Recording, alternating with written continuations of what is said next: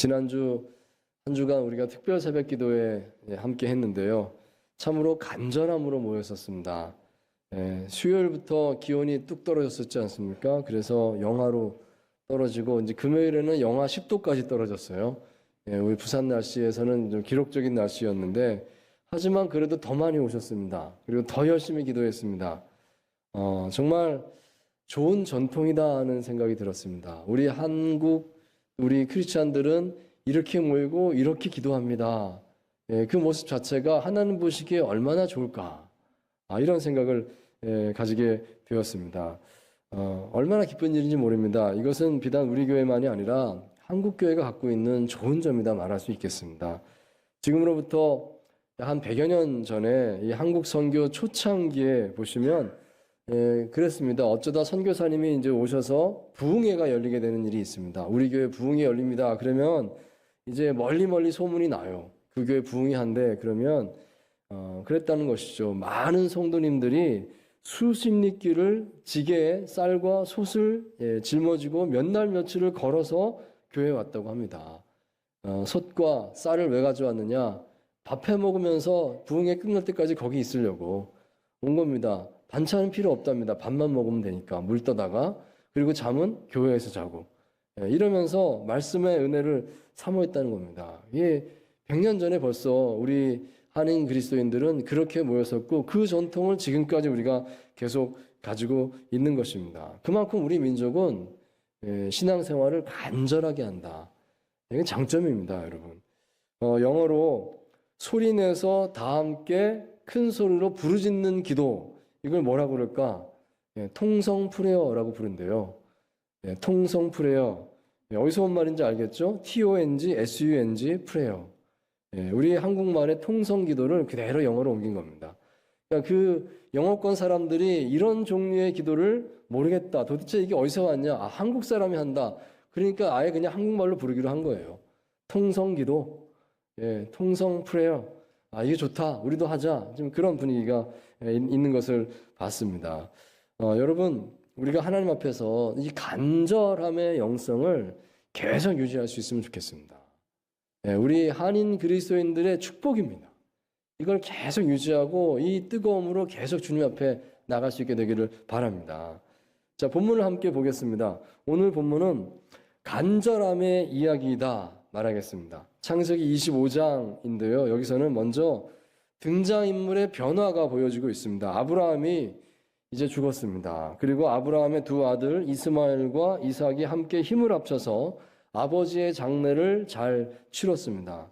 그동안 멀리 떨어져 살고 있던 이 두 아들이 이제 다시 아버지 장례를 계기로 만났구나, 사이가 다시 좋아졌구나 하는 것을 이제 느낄 수가 있습니다. 자, 그리고 바로 이어서 이제 이스마엘과 이삭의 이야기를 전하고 있습니다. 먼저 창세기 25장 12절에서 18절 사이 내용 보시면 이스마엘의 자손 이야기가 소개됩니다. 근데 그 특징은 매우 창대했더라는 것입니다. 이스마엘은 12아들을 낳았습니다. 거기 이름이 쭉 나오는데 세보면 12명입니다. 12아들을 낳았고 그 12아들들이 다 각각 촌락을 이룰 만큼, 그러니까 그 가족이 대가족인 겁니다. 엄청 커서 한 마을을 이룰 만큼 12마을이 된 거죠. 그만큼 대단한 인구 증가를 경험했다. 이것을 이제 소개하고 있습니다. 자, 그런데 반면에 19절 이하 보시면 이제 이삭의 이야기가 나오는데요. 이삭의 집안은 이스마엘과 상당히 대조적입니다. 이삭에게는 자녀가 없었습니다. 그냥 조금 있었다가 아니라 아예 없었습니다. 너무 차이가 나죠. 그는 나이 40세에 결혼을 했는데요. 26절 보시면 이제 첫 아들을 낳았다가 그때 나이가 나옵니다. 몇 살인가 하면 60세로 나오고 있습니다. 그러니까 20년 동안 결혼하고 나서 자녀가 없이 살았구나 하는 것을 알 수가 있습니다. 그러다가 이제 기도하고 겨우 응답받아서 60세에 첫 아들을 낳게 되었구나. 그것이 이제 에서와 야곱 쌍둥이 아들이었습니다. 자, 여러분, 이것이 무엇을 뜻할까요?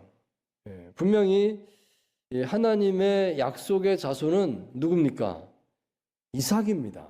이스마엘이 아니고 이삭이 하나님의 언약의 자손입니다.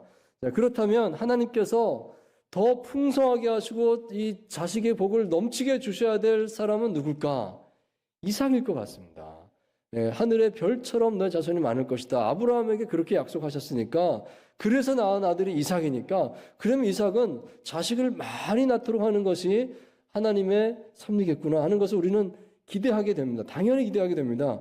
그런데 그게 아니라 이삭은 20년 동안 간절히 기도하고 기도하다가 20년 만에 겨우 이제 아이를 낳게 됐다 이렇게 되어 있고, 오히려 이스마엘이 아주 그냥 풍성하게 아이를 많이 낳고 이스마엘의 가족이 대가족이 되고 정말 큰 그런 민족이 되고 이런 것을 이제 보게 되는 것입니다. 왜 하나님께서 이렇게 하셨을까요? 여러분, 이 속에 소중한 메시지가 들어있다 하겠습니다. 약속의 자손을 기다리게 하시는 하나님. 이 속에 하나님께서 오늘 우리에게 주시는 은혜가 있습니다. 하나님께서 이 속에 이걸 통해서도 이렇게 은혜를 주신다. 우리가 그 의미를 한번 함께 생각해 보면 좋겠습니다. 자, 첫째로 하나님께서는 우리가 간절함의 기도를 통해서 성장하기를 원하십니다. 정말 그렇습니다. 간절함의 기도가 있게 하시고 간절함의 기도를 통해서 정말 하나님의 약속의 자손으로서 준비되고 성장하게 만들어 주시는구나. 그걸 볼 수가 있겠습니다. 자, 21절 말씀을 다시 한번 함께 한 목소리로 읽습니다. 시작.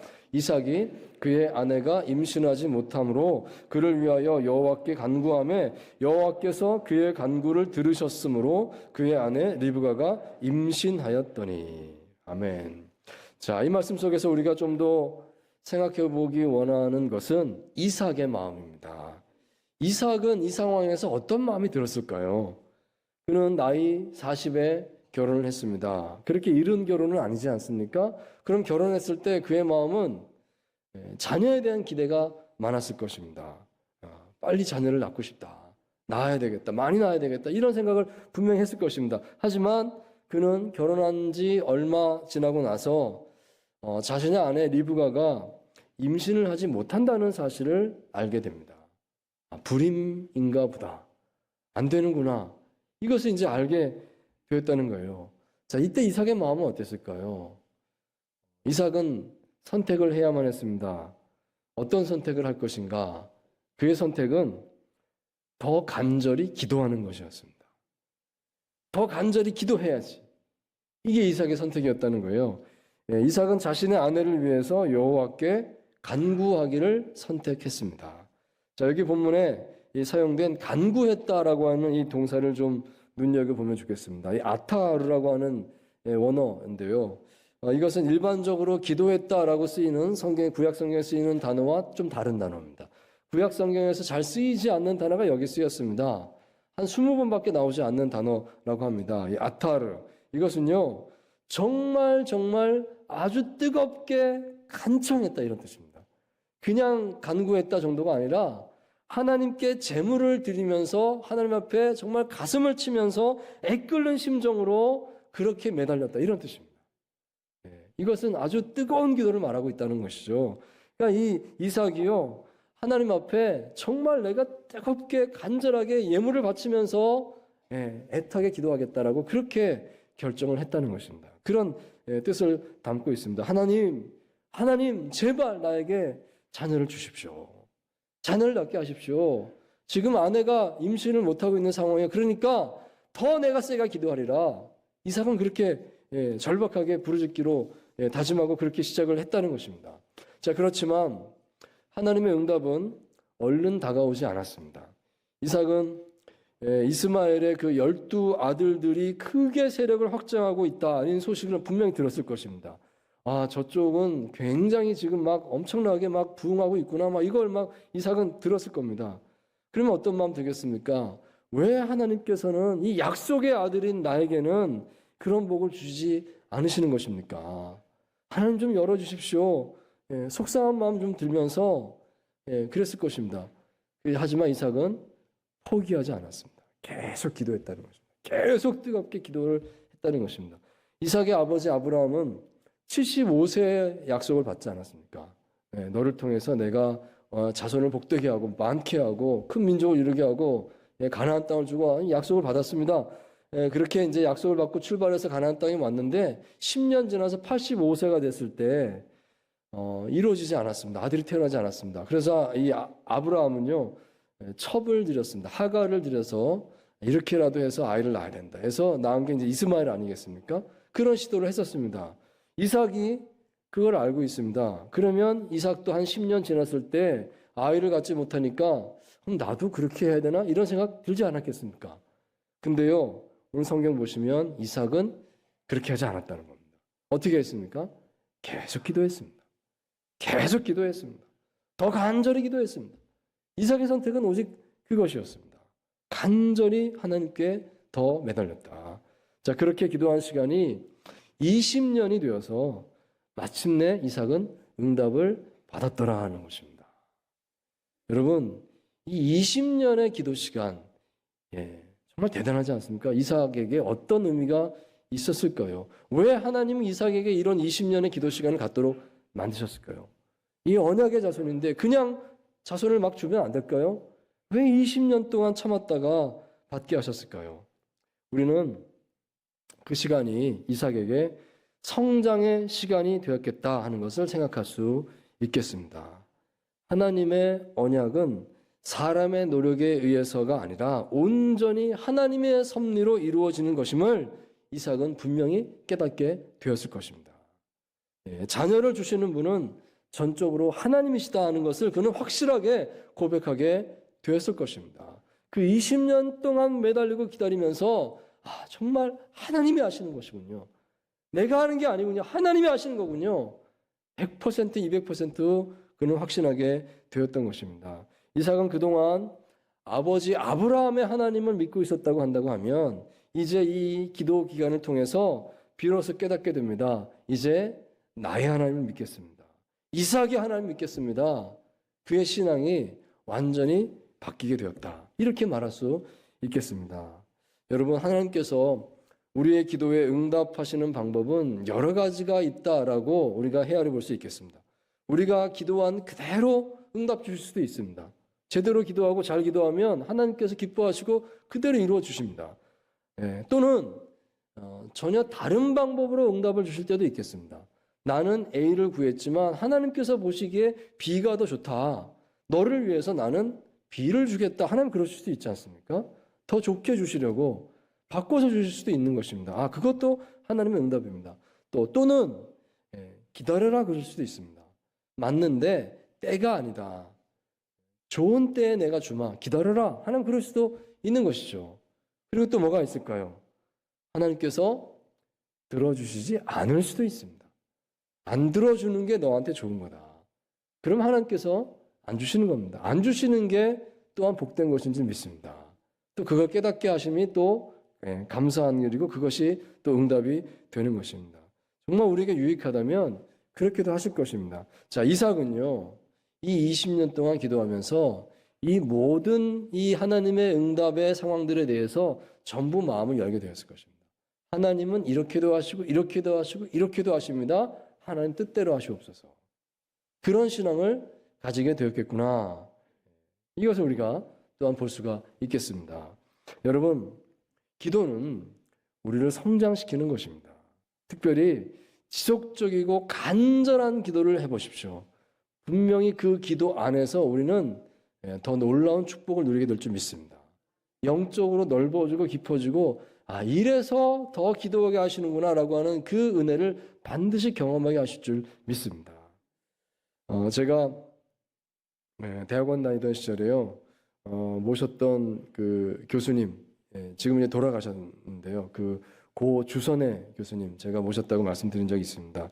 근데 이 주선혜 교수님 돌아가시 얼마 전에 지난 날을 회고하면서 그 자서전을 하나 쓰셨어요. 회고록. 근데 정말 은혜로운 에피소드가 많습니다. 그래서 책을 쓰셨는데 그 책을 봤습니다, 제가. 근데 뜻밖에도요, 그 책에 세계적으로 유명한 영성가죠, 유진 피터슨에 대한 기록이 있는 것을 봤습니다.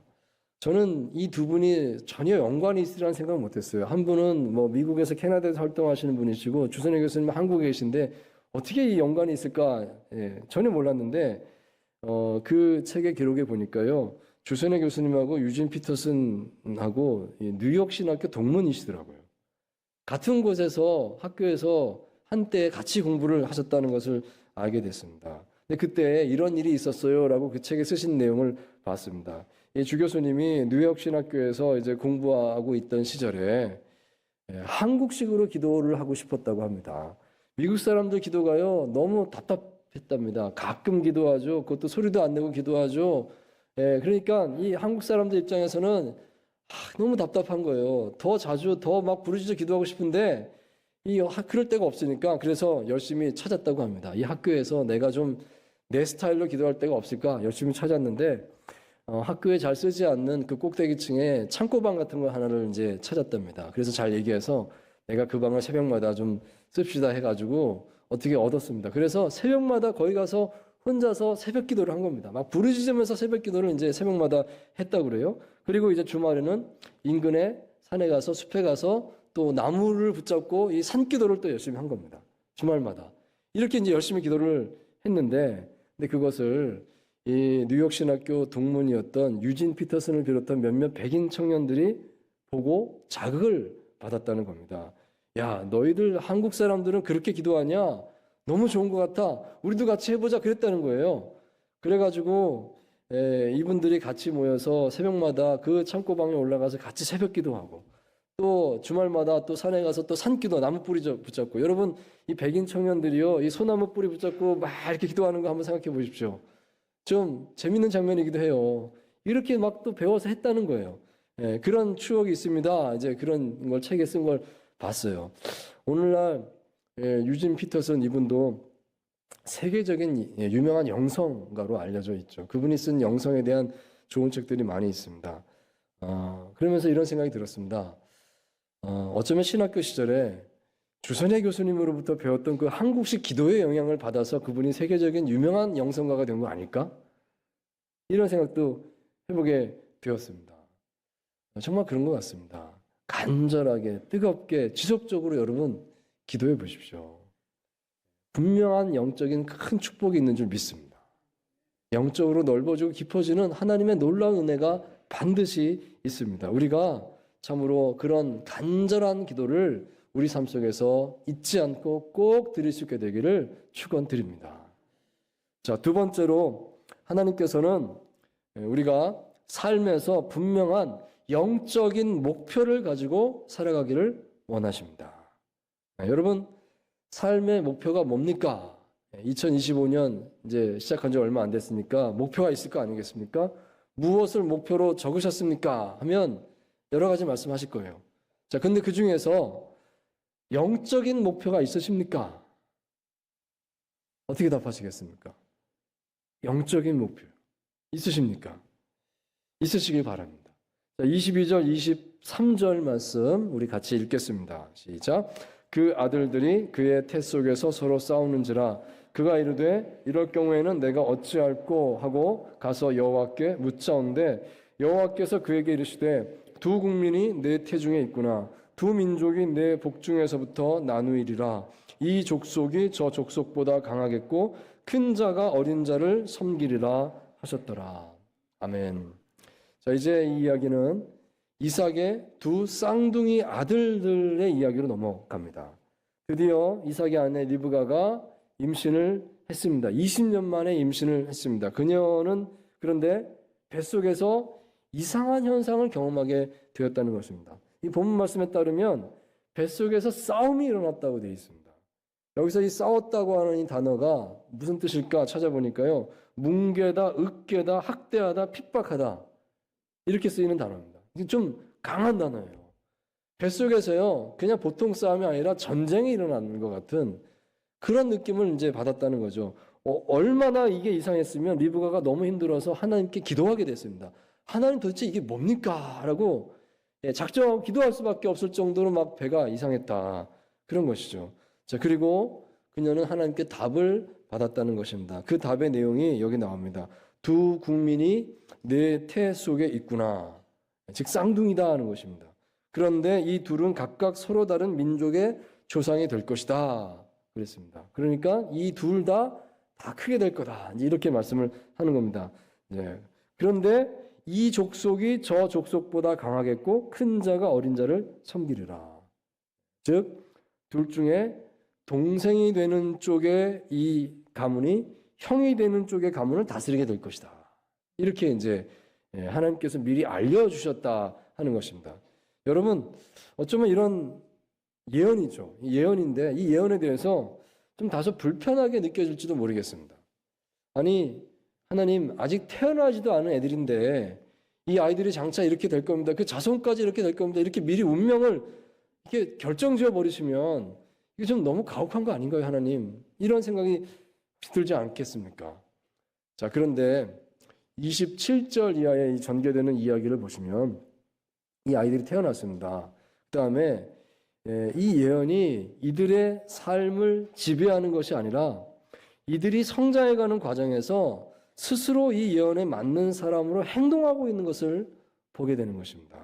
그러니까 하나님이 그렇게 딱 지정해서가 아니라 자기 스스로 이렇게 되고 있는 것을 보여주고 있습니다. 모든 일은 하나님의 섭리와 인간의 의지가 함께 어우러지는 것이구나 하겠습니다.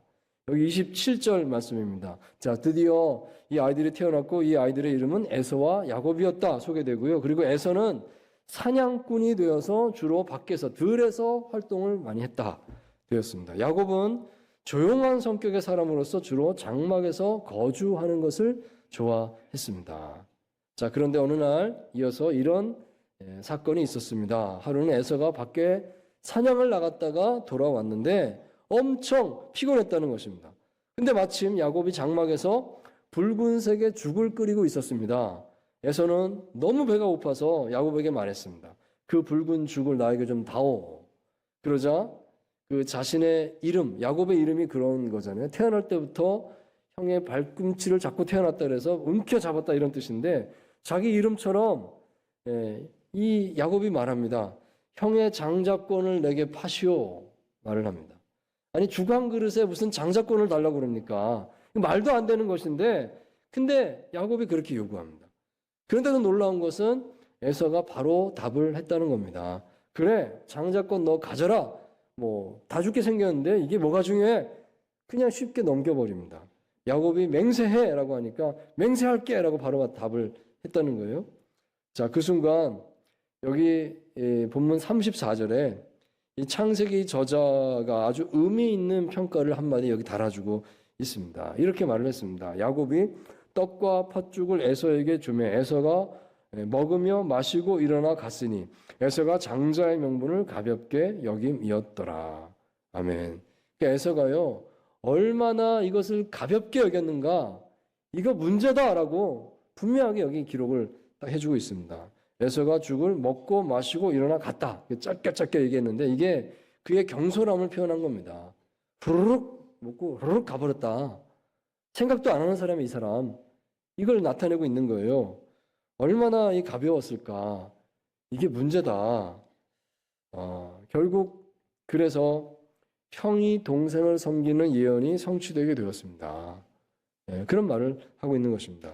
여러분, 이 이야기에서 우리에게 주는 교훈이 있다면 그것은 에서의 가벼움을 경계하라 하는 것입니다. 또한 이것도 말할 수 있죠. 야곱처럼 마땅히 중요하게 여길 것을 중요하게 여길 줄 알아야 된다. 이것도 말씀하고 있습니다. 여기 본문에서 이 장자의 명분이라고 나오는데요. 이게 뭘까? 그 당시 장자는 2배의 재산을 상속받는 권리가 있었답니다. 그러니까 재산 상속권이죠. 하지만 여기서 말하는 장자의 명분이라는 것은 그것만이 아니라 하나님의 백성을 이루라고 하는 이 하나님의 언약의 성취자로서의 축복을 의미한다 하겠습니다. 바랍니다. 내 삶 속에 영적인 목표가 있습니까? 내가 이것을 이루겠다. 내가 이것을 지키겠다. 정말 간절하게 붙들고 있는 영적인 목표가 있습니까? 여러분, 그것을 붙들고 나아갈 수 있기 바랍니다. 하나님께서 그 과정에서 정말 놀라운 은혜를, 놀라운 축복을 충만하게 쏟아 부어주실 줄 믿습니다. 우리 2025년 한 해를 바라보면서 영적인 목표를 가지고 간절히 기도하며 나가면서 그 모든 은혜를 정말 누리고 풍성하게 나누고 간증할 수 있는 저 여러분 다 되시기를 주의 이름으로 축원드립니다.